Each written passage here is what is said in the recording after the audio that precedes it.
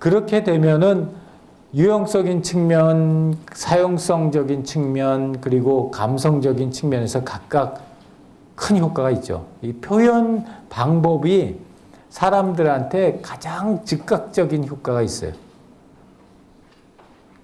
쉽게 바뀌긴 하지만 그 효과가 가장 빨리 나타나요. 그래서 유형성 측면에서 우리가 제일 많이 얘기하는 것 중에 하나가 시각적인 계층 구조라는 거예요. 시각적 계층 구조라는 게 뭐냐면 우리가 어떤 화면을 이렇게 딱 구성할 때 보면은 우리도 모르게 눈이 어떤 궤적을 따라서 이렇게 움직여요. 이제 그걸 갖다가 우리가 어떻게 연구하냐면 이 아이 트래커라는 걸 써요. 머리에다 써서 또는 요새는 안경만 쓰고 이렇게 해서 사람의 시선이 어떤 화면에서 어디서부터 시작해서 어떻게 움직여 나가는가. 시각적인 요소들을 잘 만들어 가지고 조직화하면은 사람이 시선이 굉장히 호모지니어스하게 움직여가요. 근데 우리 어떤 대상을 봤었을 때 도대체 눈을 어디다 둬야 될지 모르겠다. 이런 경우들 있잖아. 그런 경우들 같은 경우는 시각적인 계층 구조가 제대로 안 만들어진 거예요. 반면에 시각적인 계층 구조가 잘 만들어진 아이템은 내가 처음에 눈에 가갔을 때 눈이 그 화면을 봤었을 때 처음에 어디 가서 딱 포커스가 되느냐가 십중팔구 정해져. 그 다음에 그걸 따라서 가다가 사용자가 어떤 측면에서 자기가 원하는 정보를 갖다 딱 찾고 거기서 인덱스하게 들어가게 만들어주는 시선을 유도하는 선들이 있다고. 그 선을 갖다가 시각적인 계층 구조라고 그래요. 그래서 그 주로 사용하는 방법이 이렇게 대비를 이용해서 사용하는 거, 그 다음에 외경이라고 해가지고 이렇게 화면 외에 있는 팝업 창이나 또는 이런 왼쪽에 꺾어지는 이런 것 같은 걸 이용하는 것, 또 기능별로 배치 또는 색상과 톤 이런 것들 이용해 가지고 밑에 레벨로 내려갈수록 짙게 만든다든지 위에 레벨의 페이지로 올라갈수록 밝게 만든다든지 이런 걸 통해 가지고 계층 구조를 갖다 줄 수가 있어요. 이런 게 이제 인지적인 유형성적인 측면에서 어떤 그 대상이 되는 아티팩트의 구조를 갖다 보여주기 위해서 유용한 방법이고요. 사용성적인 측면에서는 제일 많이 얘기하는 게 가독성이에요. 얼마나 이렇게 봤었을 때 눈에 빨리 들어오고 그리고 잘 식별이 되고 그다음에 눈의 피로가 적은가.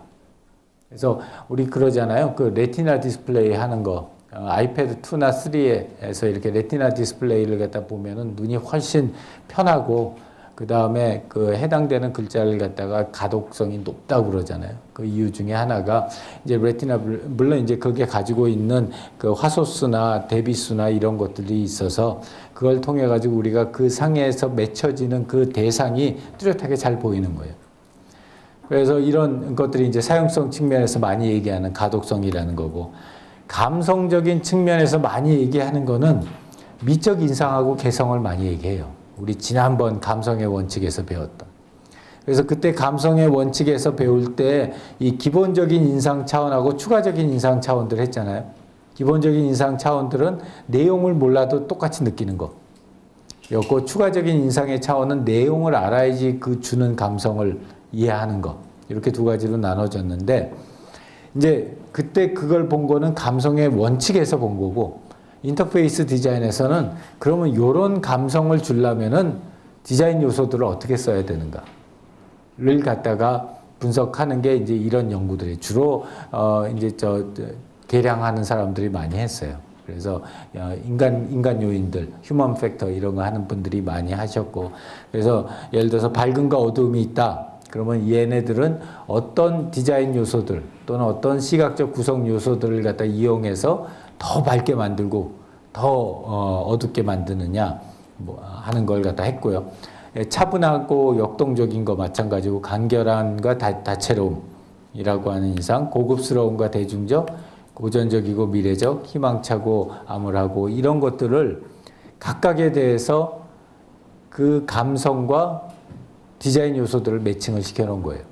그래서 그런 걸 통해 가지고 이런 디자인 요소들을 쓰면은 이런 감성, 이런 인상을 느낀다. 다시 한번 얘기하지만 얘네들은 한 50% 맞는 거야. 그러니까 꼭 이걸 했다고 해서 베스트가 아니라 일반적으로 통계적으로 처리했더니 아마 이런 것들을 이렇게 쓰면은 사람들이 밝은 인상을 받더라. 이렇게 쓰면은 암울한 인상을 받더라. 이런 거고. 또 하나는 이제 개성도 마찬가지예요. 개성도 우리가 세 가지가 있었잖아요. 차원이 강하고 와일드한 거, 부드러운 거. 그 다음에 자유분방한 거하고 절제가 있는 거. 그 다음에 사교적인 거하고 은둔적인 거. 뭐 이렇게 해가지고 개성을 놨던데 마찬가지로 여기서 어떨 때 어떤 디자인 요소를 쓰면 강한 개성이 있다고 느껴지고 어떨 때는 부드러운 개성이 있다고 느껴지느냐. 그러니까 예를 들어서 메뉴바하고 배경간 색상 차이를 크게 한다. 이렇게 하면은 강한 개성을 느끼게 하고 그 친근한 면분화를 사용하게 되면 부드러운 개성을 느끼게 돼. 이런 것들이 다 이제 그 시각적 요소들을 하고 이 개성을 갖다 연결시킨 거예요. 이것도 다 통계적인 그 기법을 통해서 진행한 거고 이거는 아까도 얘기했지만 50% 정도 맞는 얘기. 자유분방하고 분석적인 거, 그 다음에 사교적이고 운동적인 거. 자, 거기까지가 시각 디자인이에요.